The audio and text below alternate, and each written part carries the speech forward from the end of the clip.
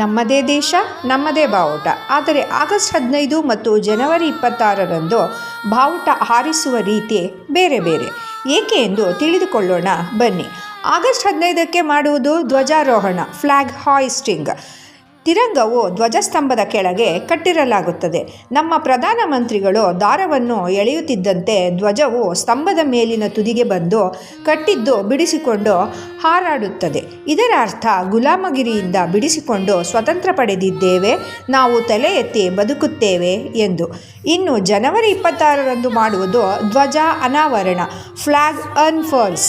ತ್ರಿವರ್ಣ ಧ್ವಜವು ಮೊದಲೇ ಧ್ವಜಸ್ತಂಭದ ಮೇಲಿನ ತುದಿಗೆ ಕಟ್ಟಿರಲಾಗುತ್ತದೆ. ನಮ್ಮ ರಾಷ್ಟ್ರಪತಿಗಳು ದಾರ ಎಳೆದ ಕೂಡಲೇ ಬಾವುಟ ಬರೀ ಬಿಚ್ಚಿಕೊಂಡು ಅದರಿಂದ ಪುಷ್ಪವೃಷ್ಟಿಯಾಗಿ ಹಾರಾಡುತ್ತದೆ.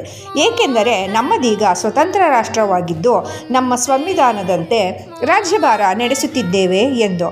ಆಗಸ್ಟ್ 15 ಸ್ವತಂತ್ರ ಸಿಕ್ಕಿದ್ದಕ್ಕೆ ಧ್ವಜಾರೋಹಣವಾದರೆ ಜನವರಿ 26ರಂದು ನಮ್ಮ ಸ್ವಾತಂತ್ರ್ಯವನ್ನು ಚಲಾಯಿಸುತ್ತಿದ್ದೇವೆಂದು ಧ್ವಜ ಅನಾವರಣವಾಗುತ್ತದೆ. ಪ್ರತಿ ಬಾರಿಯೂ ನಮ್ಮ ತ್ರಿವರ್ಣ ಧ್ವಜವನ್ನು ಹಾರಾಡಿಸಲಾಗುತ್ತದೆ, ಆದರೆ ಸ್ವಲ್ಪ ವ್ಯತ್ಯಾಸಗಳೊಂದಿಗೆ. ಯಾರ್ಯಾರಿಗೆ ಈ ವ್ಯತ್ಯಾಸ ಅರ್ಥವಾಯಿತು ಕಮೆಂಟ್ ಮಾಡಿ. ಧನ್ಯವಾದಗಳು.